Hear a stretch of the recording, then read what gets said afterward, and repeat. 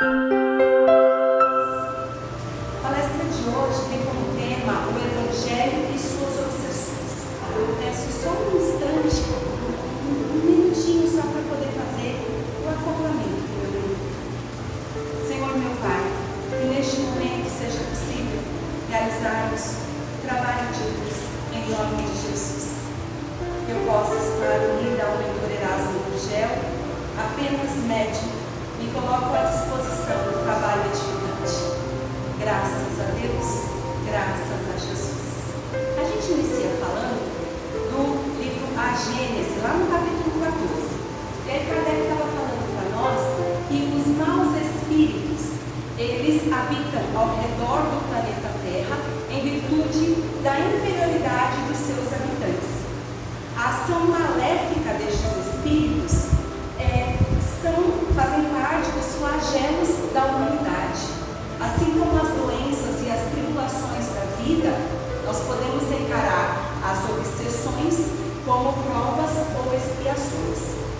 Então, a obsessão, ela será definida como a ação persistente de um mau espírito. E, desta maneira, a gente vai saber que vai desde uma simples influência moral, sem grandes sinais exteriores, até a perturbação completa do organismo e das faculdades mentais. Essa obsessão, ela vai poder influenciar nas faculdades mediúnicas, desde a faculdade auditiva até a psicográfica, porque se trata da obstinação de um espírito em comunicar-se com a exclusão de todos os outros. Kardec vai falar para nós que isso está relacionado, é resultado da imperfeição moral. Isso é que deixa a pessoa como presa fácil de um mau espírito. Portanto, para se livrar desta influência, a pessoa deveria trabalhar em prol do seu melhoramento individual. Então, trabalhando na base da reforma íntima, reforçando seus valores éticos e morais, espirituais, ela poderia facilmente se desembaraçar deste obsessor. Mas Kardec vai falar ainda que pode acontecer do paciente, desta pessoa, necessitar de socorro espiritual. Isso acontece quando os casos de obsessão, eles progridem para subjugação e possessão. É quando o paciente ele vai perder a sua vontade e também o seu livre-arbítrio. Normalmente, isso faz parte de uma vingança de outras existências, então, de vidas pregressas. Nos casos graves, o obsidiado ele se vê envolvido e impregnado por fluidos perniciosos, que vão então neutralizar a ação dos fluidos salutares que nós podemos receber de repente na hora do passe. E aí, isso vai fazer com que ele tenha repelido estes fluidos salutares. Kardec fala que para agir sobre o ser inteligente é preciso falar com autoridade, proveniente da superioridade moral. Então, para agir na libertação desta pessoa, é preciso que este espírito ele seja esclarecido. É preciso, então, que ele se liberte destes maus desejos através do arrependimento. E isso só pode ser conseguido através, então, da evocação, que é o que acontece nos tratamentos de desobsessão, quando este espírito, então, participa destes trabalhos e, através do Evangelho do amado Mestre Jesus, ele vai ter todo um reconhecimento do que ele está fazendo em relação ao obsidiado, mas também em relação a ele próprio, perdendo o seu tempo de evolução, enquanto ele utiliza todo o seu tempo, toda a sua força para se vingar de alguém. Kardec ainda fala para nós que isso tudo pode ser conseguido, então, nos trabalhos de desobsessão, quando nós conseguimos o objetivo, que é a educação moralizadora deste espírito. E aí nós vamos ter a satisfação de libertar o encarnado e converter o desencarnado.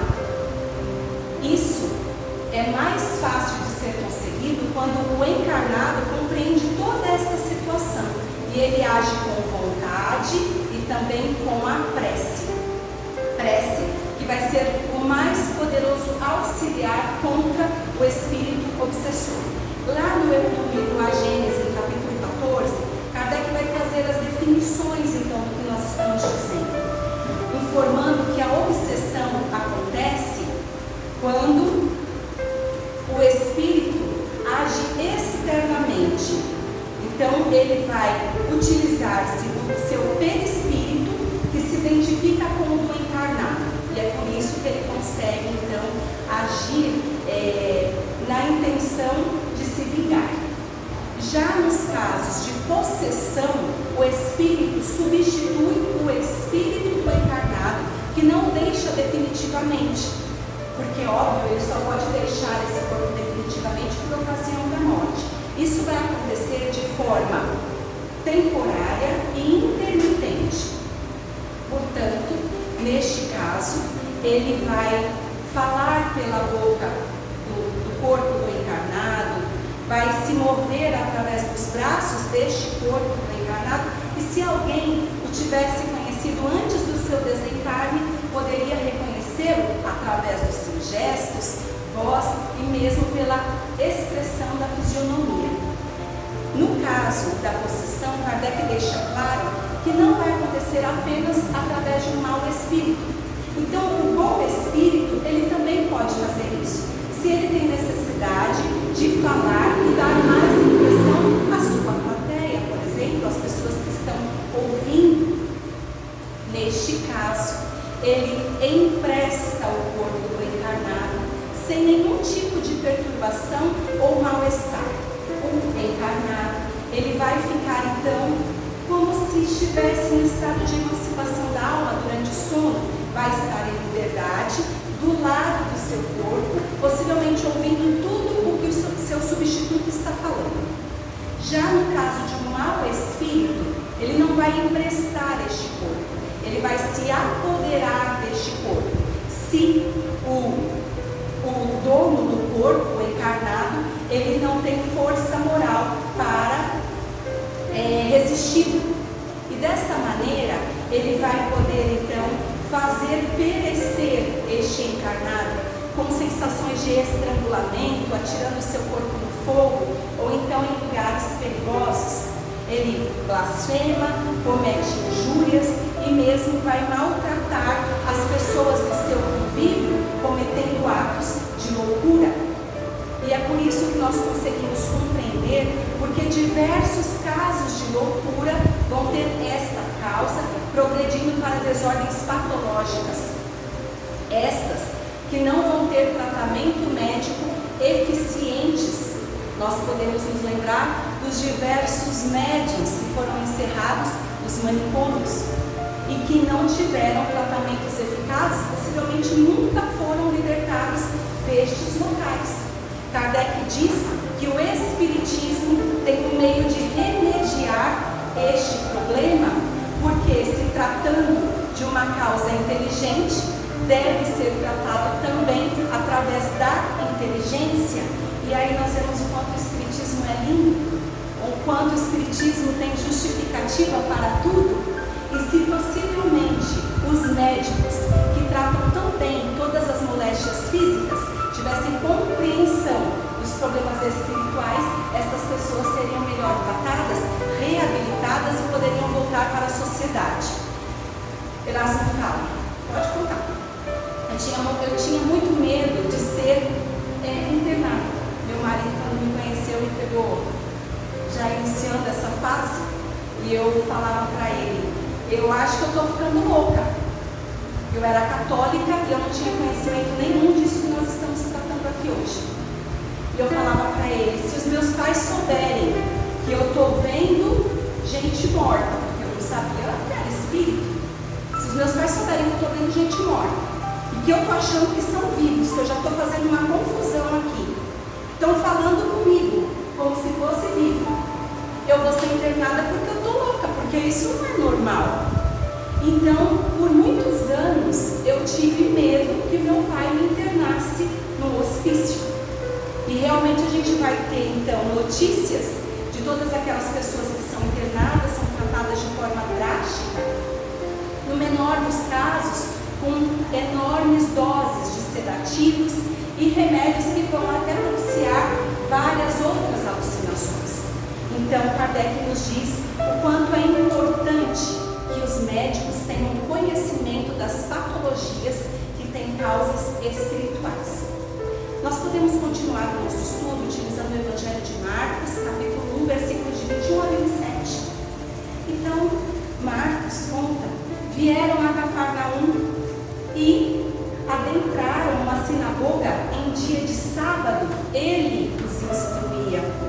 Ficaram admirados, porque ele os instruía como tendo autoridade e não como os escribas.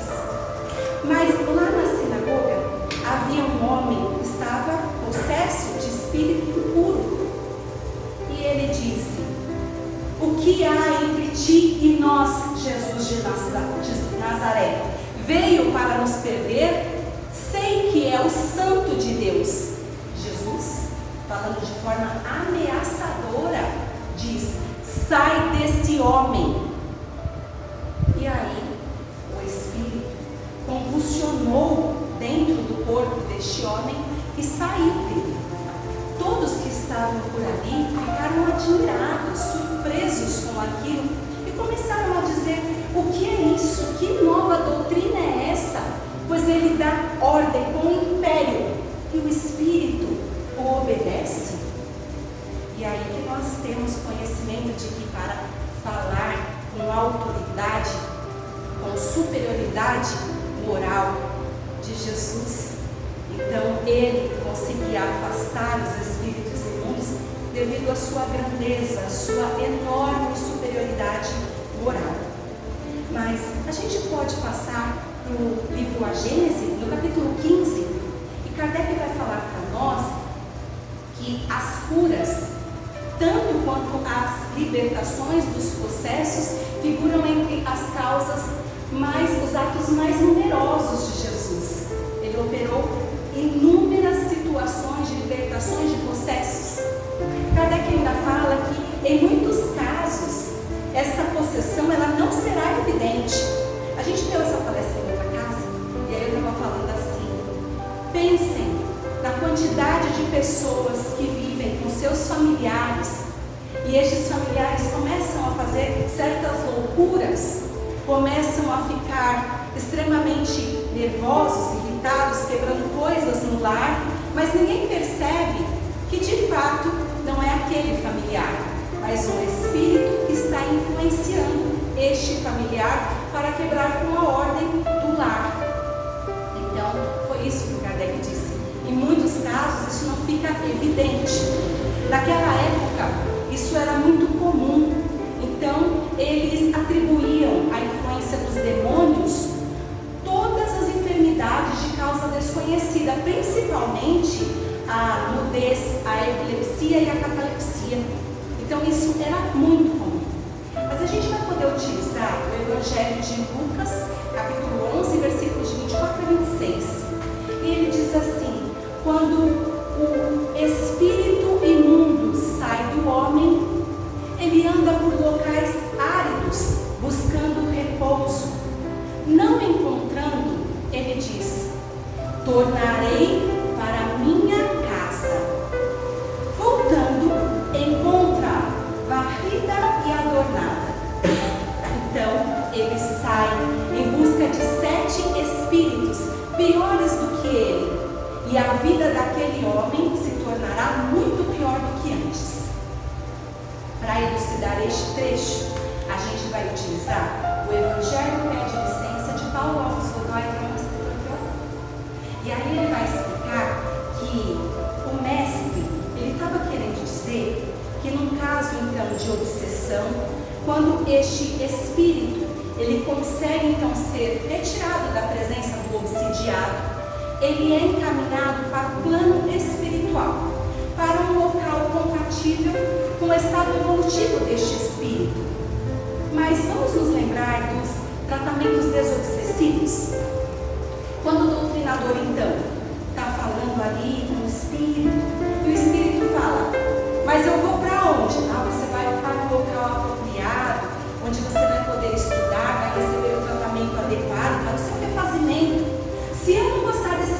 eu posso voltar?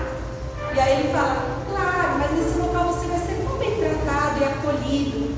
Ele pode voltar. Então foi isso que aconteceu. Ele foi para um local apropriado ao seu estado afetivo. Mas ele de repente resolveu voltar para junto daquele homem a quem ele obsidiava. Quando ele chegou lá, ele encontrou aquele homem no mesmo estado. Ele não fez a reforma íntima, ele não fez o abandono dos vícios, ele não fez a moralização. Ele achou a casa varrida e adornada, perfeita para ele. Então ele pensou o quê?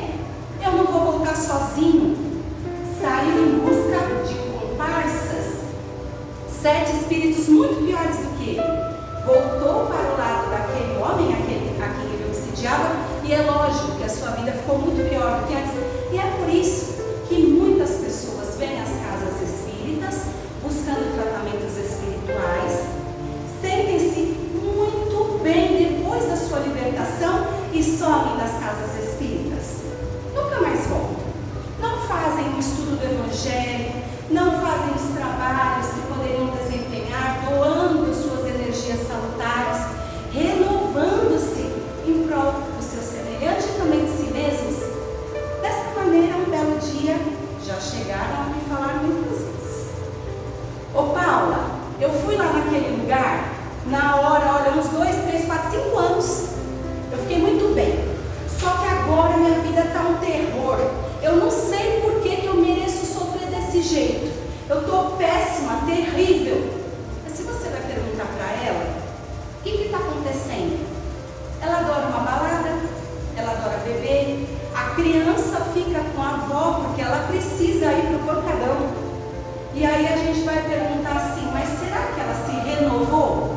Ou será que ela deixou a casa varrida e adornada, esperando que ele voltasse? Muito pior do que antes. Jesus, quando ele falava da reforma íntima, era o mesmo que dizer a conquista do reino dos céus. Então Jesus falava a conquista do reino dos céus. Para nós é reforma íntima. Para nós quer dizer abandono de vícios e reforma de costumes que todos tinham que fazer, independente se estão sendo influenciados ou não. As crianças tinham que ser ensinadas a fazer este processo desde pequeninas. A gente fala isso no lar, para as nossas filhas de 7 e 14 anos. Então, este escritor ele vai falar para nós que esta situação do desligamento deste espírito obsessor, estas perseguições espirituais, elas podem perseverar, aumentar ou diminuir sua intensidade e podem cessar completamente, dependendo do rumo que a pessoa dá à sua vida. Então vai depender daquela pessoa.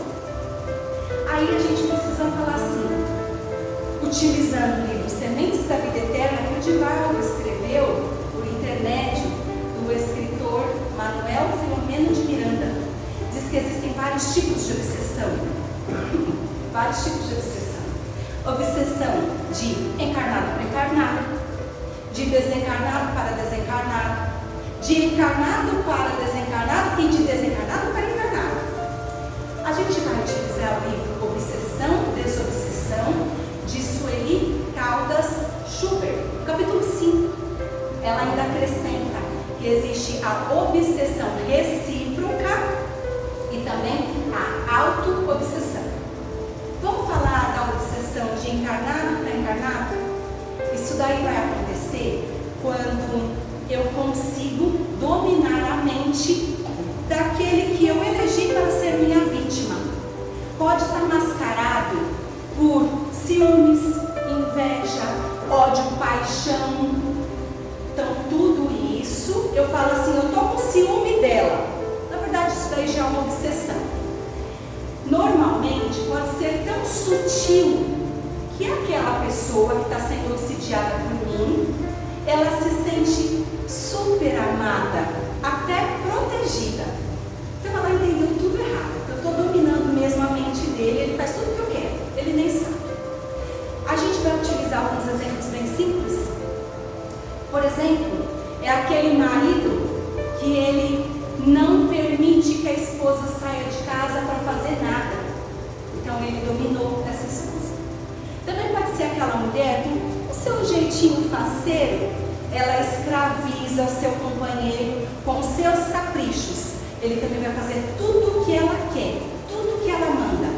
Também obsessão.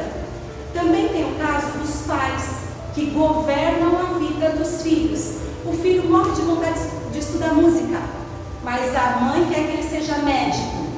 Ele não vai estudar música porque a mãe dominou a mente dele. Ainda existem os casos quando os amigos, em nome da amizade, influenciam a vida dos outros. Amiga, nós vamos lá na feirinha de artesanato hoje. Não, mas eu estava pensando em ir lá para casa da minha mãe, porque minha mãe, coitadinha, está doente.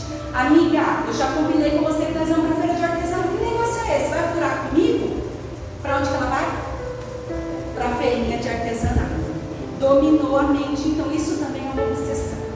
A gente ainda pode pensar em todas as paixões que vão culminar, que são paixões tiranizantes, escravizantes, vão culminar para pactos de suicídio e vão chegar no ponto de assassinatos.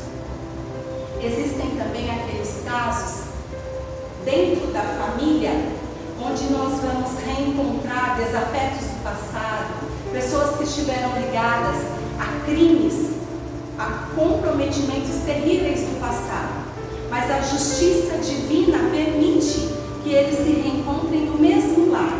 Lógico que o objetivo daí é fazer nascer o amor, a fraternidade, a compreensão, que eles então solidifiquem laços intransponíveis deste amor puro. Mas a maioria das pessoas, elas não conseguem fazer isso. Através de uma antipatia, de uma aversão recíproca, elas ainda ficam em duelo, mesmo estando no mesmo lar. São aqueles pais que recebem por filhos os obsessores do passado. Então isso pode acontecer. Agora a gente vai falar da obsessão de desencarnado para desencarnado. Vamos pensar que na maioria dos casos, onde o desencarnado obsedia um encarnado, ele precisa de comparsas. Então o que ele faz? Ele vai aliciar outros espíritos para ajudá-lo na vingança contra o encarnado. Desta maneira, normalmente este ajudante, ele é inferior e tem a inteligência menos desenvolvida que o seu chefe. Este domínio, ele vai acontecer através do temor e também de dívidas do passado que ele tem. Mas aí a gente vai falar assim, fica por isso mesmo? Né? Então, ele está entregue a este ser do mal e ficam assim. Nada vai ficar assim, né? Porque os benfeitores espirituais, eles sempre vão doar fluidos balsamizantes e no menor desejo de auxílio, ele vai ser auxiliado. Então, tanto um quanto o outro vão sempre receber estes fluidos, este auxílio dos mentores, dos benfeitores espirituais, destes seres de luz que desejam fazer com que eles revertam sua situação entrando no caminho do bem. Então, ninguém está desfavorecido de auxílio. No caso da obsessão de encarnado para desencarnado, acontece muito naquelas pessoas, inclusive essa escritura vai falar que é extremamente comum, porque nós estamos muito ligados àqueles entes queridos que desencarnaram, então nós ficamos presos a eles. As nossas emanações mentais, muitas vezes ligadas a desespero, dor, indignação, remorso, culpa, tudo isso faz prender o encarnado no desencarnado. Isso é terrível, porque esse desencarnado, ele não consegue prosseguir, ele não consegue adquirir equilíbrio para seguir em frente lá no plano espiritual. Então, ela está falando que a inconformação e o desespero vão gerar um laço obsessivo, que vai ser difícil de romper. Então, é importante que esse encarnado tenha elucidação sobre essas coisas que a gente está falando. Erasmo está falando aqui que quando nós nós escolhemos este tema, ela está falando em diversas casas espíritas, foi exatamente por conta do número de pessoas que fazem todas estas coisas e aprisionam seres que amam, mas sem ter o devido conhecimento. E aí vão procurar tratamentos, vão procurar auxílio, mas tudo isso deveria partir de dentro da própria pessoa. Então, por isso que a informação é extremamente importante. Mas aí a gente falou de encarnado para desencarnado. E ficou faltando de desencarnado para encarnado, que é o número maior. Porque é muito mais fácil ao desencarnado dominar a mente do encarnado. Exatamente porque ele está preso neste corpo físico, limitado pela matéria. Ainda mais porque normalmente ele não se faz visível, a pessoa não pressente que ele esteja ali, não tem nenhum tipo de noção que aquela pessoa desencarnada está ali. Então fica fácil para ele sugerir, inspirar e dominar esta mente. Ele vai fazer isso tudo, mas a gente fala que em inúmeras situações, este desencarnado, ele pode nem se dar conta de que ele tem uma influência negativa. E aí a gente vai voltar lá para os trabalhos mediúnicos. Existem tantos casos onde a gente está lá, eu vou lembrar de quando eu sou uma psicofônica, e aí ele fala assim: mas eu gosto tanto da minha casa e dos meus familiares, eu não estou fazendo mal para ninguém, eu só quero ficar ali perto deles, por que eu tenho que sair de dentro da minha casa? Se eu estou quietinho ali, eu não estou incomodando. Aí o doutrinador fala: você não percebeu que a sua esposa entrou em depressão? Você não percebeu que aquela criança só chora? É por causa da sua presença no lar, então você não pode ficar ali. Você tem que ir para o seu local. O local é espiritual. Outras vezes, ele está ali naquele lugar e ele então faz de propósito. Ele está ali exatamente para se vingar e para então estar comandando esta mente. Ele quer a vingança, ele quer a derrocada dessa pessoa mesmo. Mas a gente ainda pode falar das obsessões recíprocas, que é quando estas pessoas elas estão envolvidas e esta troca de emanações mútuas pode virar uma simbiose, que é quando dois seres estão em comunhão de pensamentos e vibrações.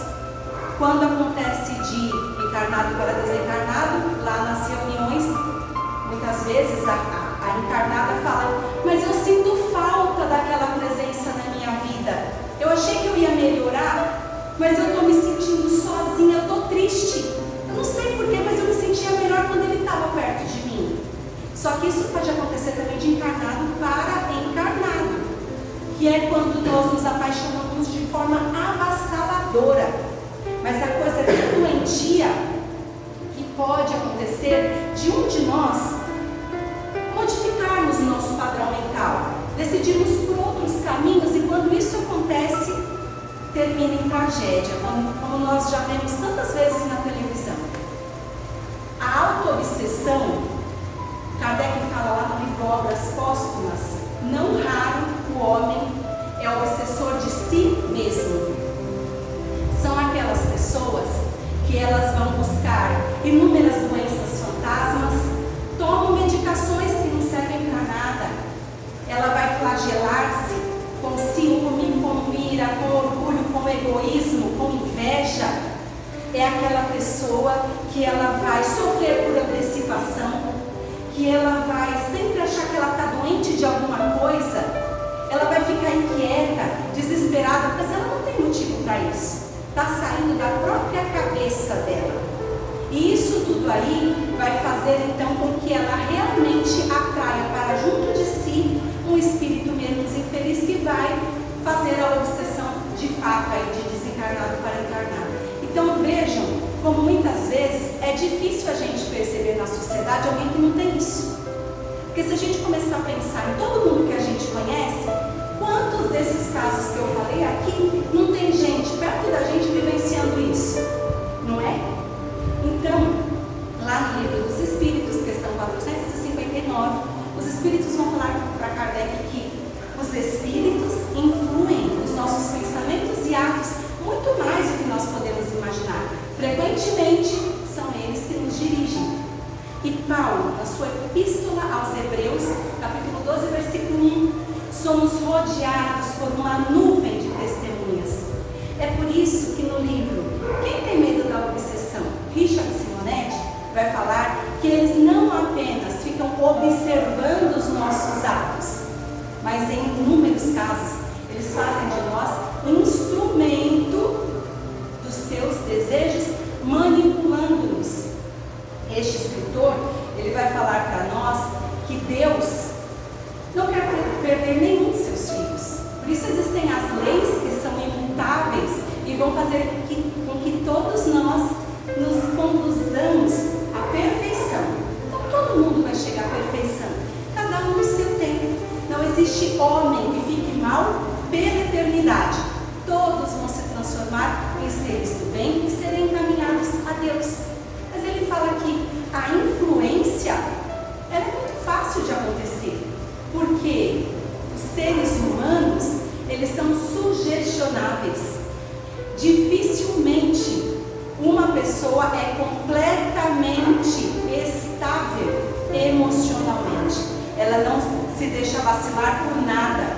Eu, por exemplo, tenho dito com muita frequência que o meu tendão de Aquiles dói por causa das minhas filhas e dos meus pais, porque eu vejo nele uma pessoa forte e confiante.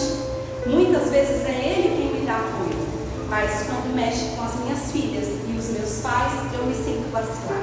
Então todos nós temos pontos falhos, temos pontos fracos, e é por isso que estes seres, sabendo dessas nossas vaciladas, conseguem chegar mais facilmente.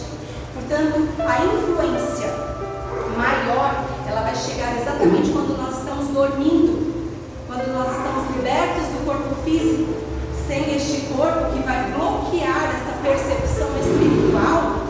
Os amigos espirituais conseguem também falar conosco, mas os obsessores conseguem chegar perto de nós. Eles conversam à vontade, normalmente se aproximam falando que são amigos e protetores. E desta maneira eles conseguem colocar coisas na nossa cabeça. Esta influência, ela chega então sutil, com delicadeza, parece uma voz que fala ao nosso interior, como se fosse um pensamento nosso. Estas ideias que eles plantam na nossa cabeça, então vem em forma de temores, dúvidas, pensamentos desajustados e até mesmo depressão. Mas a gente vai falar assim, e fica por isso mesmo? Então, ele me influencia e está tudo certo? Não. E meu amigo espiritual que está sempre comigo desde antes de eu reencarnar, ele vai fazer tudo o que for possível para que eu consiga me reerguer, para que eu consiga me livrar dessa influência. Ele vai fazer isso também durante o sono, tentar me alertar. Durante a vigília, ele também vai me inspirar. Ele vai aplicar, então, passes, energias magnéticas para me fortalecer a vontade, para que eu não resista a este obsessor, para que eu supere. Ele ainda vai se colocar diante deste obsessor para explicar a necessidade de abandonar este vínculo, para que nós dois possamos prosseguir na estrada da evolução. Portanto, tudo será feito para que nós dois possamos nos desvincular e progredir. Mas este escritor fala que se o encarnado estiver como um alienado mental, vai ficar muito difícil, porque ele flutua fora da realidade. Então fica complicado para o espírito protetor auxiliá-lo. Vejam mais uma vez o quanto é importante a informação. A gente vai utilizar um trecho de Atos dos Apóstolos, capítulo 5, versículo 16. Até das cidades vizinhas vinha muita gente a Jerusalém. Eram enfermos de todos os tipos e pessoas que estavam vinculadas aos espíritos imundos, todos eram curados. lá no livro Otimismo, de Joana de Ângeles, ela fala para nós que legatário direto do cristianismo, a doutrina espírita vem trazendo a terapêutica desobsessiva da mesma forma que a igreja primitiva. Os trabalhadores dessas casas espíritas vão trabalhar com beneficência, com trabalho edificante, buscando auxiliar os seus irmãos e a comunidade, sempre com os ensinamentos de Cristo. Mas a gente vai finalizar, porque vai dar tempo, com o livro Conduta Espírita, quando Emmanuel fala que na desobsessão a prece é terapia libertadora, mas não exonera aquele que deseja erguer-se de trabalho e estudo para arejar a casa íntima. Ele fala ainda que todos aqueles que se acompliciaram a nós na prática do mal em existências passadas, eles conseguem se reformular no bem quando observam a nossa prática no bem. Ainda finaliza falando que o obsidiado, ele é um prisioneiro da própria mente, como uma cela escura, e o tratamento espiritual é lâmpada que ilumina tudo ao seu redor. E é com isso que nós trazemos a reflexão de hoje. Meus amigos, até que ponto nós não podemos estar envolvidos por estes irmãos que desejam realizar o mal para nós, ou então para algum irmão que esteja ao nosso redor? Até que ponto eu estou muito bem, obrigada, mas de repente, pertinho de mim, aqueles que eu tanto amo, eu falei os meus pais, as minhas filhas, o meu esposo, não está sendo influenciado por um obsessor na intenção de levá-los a derrocar. Estes esclarecimentos tão simplórios da doutrina espírita fazem com que a gente consiga repensar essa necessidade de cuidados pessoais. Eu sei que aqui muitos são trabalhadores, mas também de alertarem aquelas pessoas que estão por aí e que de repente não têm essa compreensão. Tudo inicia pela prece, mas quando o assédio é muito grande, a pessoa não consegue se desvencilhar sozinha. Então precisa vir para a casa espírita, realizar o tratamento desobsessivo. Muitas vezes faz isso, foi como nós falamos, é abandonado, mas temporariamente. Então sempre a reforma íntima com o Evangelho do amado Mestre Jesus e o trabalho edificante que facilita tudo, porque todas as ações do bem vão mostrar para este ser que o importante é caminhar para Deus e seguirmos sempre em busca da nossa evolução. Eu agradeço muito a oportunidade que me foi dada esta noite, muitíssimo mesmo. Para que eu possa finalizar este trabalho, eu peço